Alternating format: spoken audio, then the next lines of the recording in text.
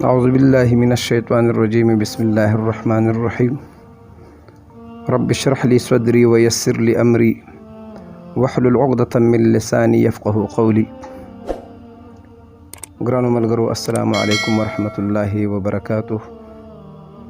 د اسماء حسنا د سلسلې د شپږم نمبر نوم د الله رب العزت پاک نوم د هغې سره ستاسو په خدمت کې یو ځل بیا حاضر یم. دوستانو، د دې نه مخکې مونږ د پنځو اسماو فضیلت او د هغې برکات تاسو ته بیان کړو.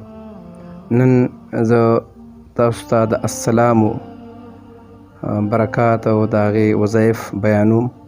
امید ده چې تاسو به ورته غوږ ونیسئ او تاسو به ترې فایده واخلئ.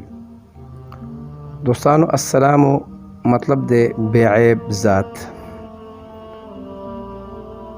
د دې په خواص او فضایلو کې راځي چې څوک کثرت سره یا سلامو وایي، انشاءالله الله رب العزت به د ټولو آفتونو نه محفوظ ساتي.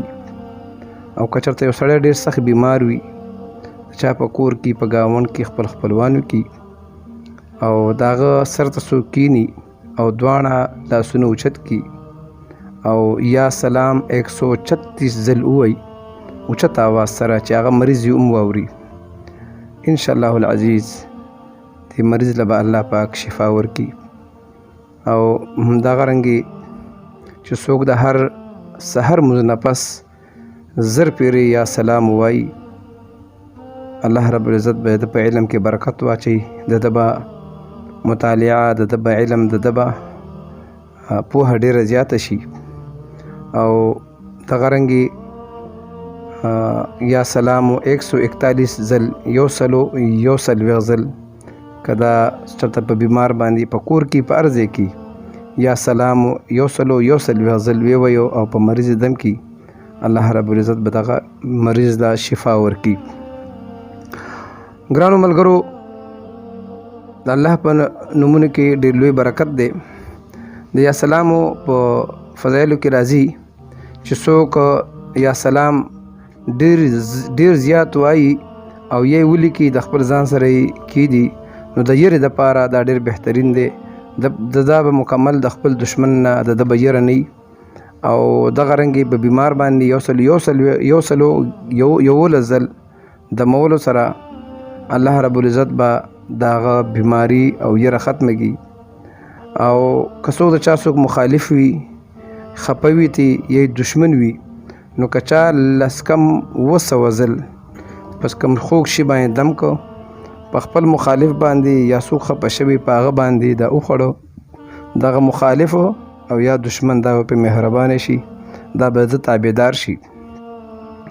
او یا سلامو که څوک د سلام قولا من رب الرحیم سره یو ځای ووایي 121 ځل، او یا سلامو 121 ځل یا سلامو او 121 ځل سلام قولا من رب الرحیم، او دا په مریض باندې دم کی، نو هغه دپاره به هم شفا وي. دا یو طریقه ده.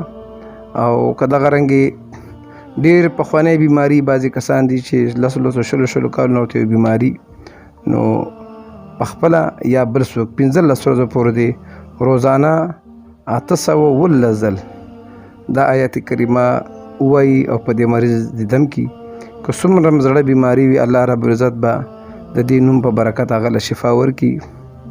او دوستانو، د هر فرض مونځ نه پس 15 ځل اللهم یا سلام سلم چې دا څوک وایي، الله رب العزت به د هر قسم مصیبتونو نه هغه ته سلامتی ورکي، الله به امان ورکي.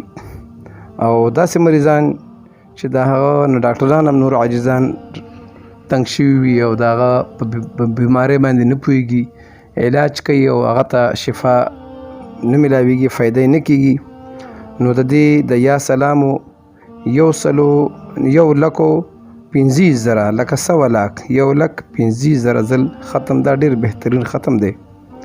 او دغه رنګې دشمندار سړي دپاره که هغه ته پته وي چې یاره دشمنانو نه ما ته خطره ده، ما وژني، نو هغه د کور نه د وتو په دوران کې یا حافظو یا سلامو وایي، الله رب العزت به دا د دشمنانو د شر نه په امان کې کی.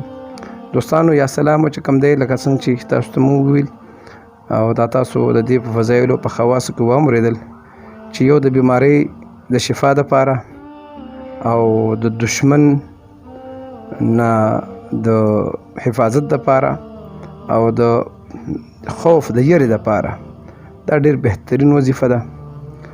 انشاءالله العزیز راتلونکي نور وظایف د هغې خواص د هغې فضایل به تاسو ته بیانو. د بلې وظیفې پورې خپل ملګري له اجازت ورکوي. بیا به انشاءالله ملاقات کېږي. د الله په امان.